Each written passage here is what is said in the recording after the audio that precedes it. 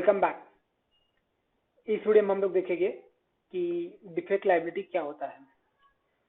So basically जब भी आप कोई गवर्नमेंट खाते में कोई टेंडरिंग पार्टिसिपेट करते हो, चाहे वो टेंडर वर्क रिलेटेड हो, सर्विस रिलेटेड हो या प्रोडक्ट रिलेटेड हो, हर टेंडर में आपको एक डिफेक्ट लायबिलिटी पीरियड दिया जाता है। बेसिकली ये एक पीरियड रहता है कि इस पीरियड तक मैं जो कुछ भी प्रोडक्ट आपको सप्लाई कर रहा हूँ या जो कुछ भी मैं काम करके दे रहा हूँ वो खराब नहीं होगा।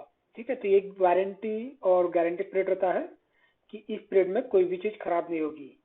इन केस कोई डिफेक्ट इस पीरियड में आता है, डिफेक्ट लायबिलिटी पीरियड में, तो वो आपको फ्री ऑफ कॉस्ट रिपेयर करा के देना पड़ता है गवर्नमेंट को।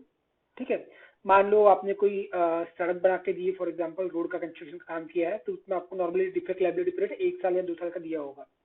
ठीक है, इसका मतलब जब भी आपका काम फिनिश होगा उससे 1 साल का अगर आपका डिफेक्ट लायबिलिटी पीरियड, तो 1 साल के अंदर तक उस रोड पे कोई भी डैमेज नहीं होगा, कोई भी उसमें होल्स नहीं होंगे, कोई भी गड्ढे नहीं होंगे, कुछ नहीं होगा। ठीक है, अगर कोई ऐसा प्रॉब्लम आता है तो डिपार्टमेंट आपको रिटर्न में नोटिफाई कराती है कि आपने जो कंस्ट्रक्शन किया था सो एंड सो टेंडर के लिए इस रोड का, उसमें यहाँ पे पैचेस आए हुए हैं, वो आपको पैचेस फिलअप करने हैं। ठीक है, और वो आपको फ्री ऑफ कॉस्ट फिलअप करा के देना पड़ता है।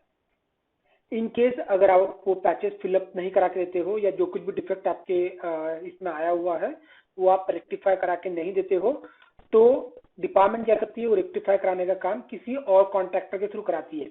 ठीक है, और वो जो दूसरा कॉन्ट्रैक्टर जो ये काम करेगा उसके जितने भी चार्जेस रहेंगे, वो चार्जेस आपके जो सिक्योरिटी डिपॉजिट जमा है, आपका जो टेंडर आप लेते हो तब आप सिक्योरिटी डिपॉजिट देते हो वहां पे, तो वो जो अमाउंट आपका जमा है सिक्योरिटी डिपॉजिट का उसमें से डिडक्ट करती है। और जब भी आपका गारंटी पीरियड या वारंटी पीरियड खत्म हो जाएगा उसके पास में बैलेंस जितना भी सिक्योरिटी डिपॉजिट रहेगा वो आपको रिफंड किया जाता है। ठीक है, तो ये सिंपल क्लॉज हर टेंडर में मेंशन किया रहता है कि डिफेक्ट लायबिलिटी पीरियड कितना है। तो जब भी आप टेंडर डॉक्यूमेंट पढ़ोगे तो उसमें मेंशन किया हो रहेगा डिफेक्ट लायबिलिटी पीरियड कितना है। इस वीडियो में इतना ही। Thank you.